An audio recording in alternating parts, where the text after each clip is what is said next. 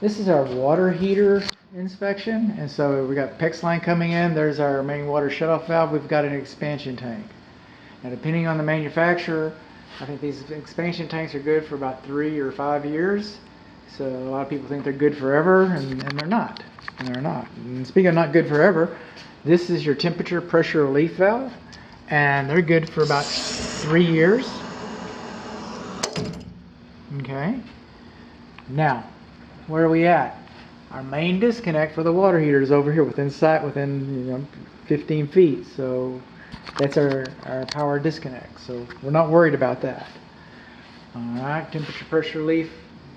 Your your expansion tank. We're not worried about that. Your temperature pressure relief valve. We've got some concerns here. And here, let's just start with this. One, it's supposed to be insulated. This is supposed to be insulated. This water heater came with a little collar for this to fit on. Okay, it came with insulation for this. The manufacturer wants it to be insulated. Code wants it to be insulated. Now, coming down here, the Unified Plumbing Code. I'm not sure about the International Residential Code, to be honest. And the City of Dallas Code. All right, but this valve, this piping, should have an air gap in the same room as the water heater. One way to do that would be to take it to the safety pan, and then the safety pan goes out. I don't like it because this pan's only like 3 inches tall, but that would be a code approved, just to take this pipe straight down. That's all they had to do. But no, let's put some 90 degrees in there. You're not supposed to have more than 5 90-degree bends. All right. So I've counted 2.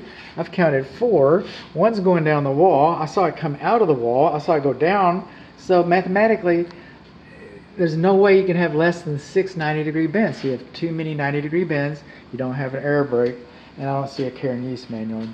My client probably has that somewhere, but if she tells me she's got it, I won't write that in the report. But here we are, and no care and use manual, like I said.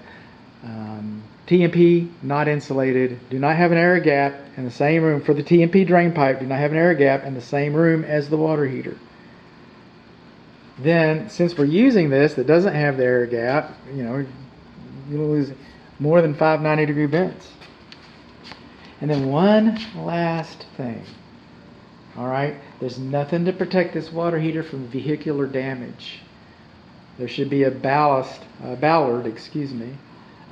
in front of it, or some kind of protection, a guard, so that you don't pull the car in too close and knock your water heater off the stack there.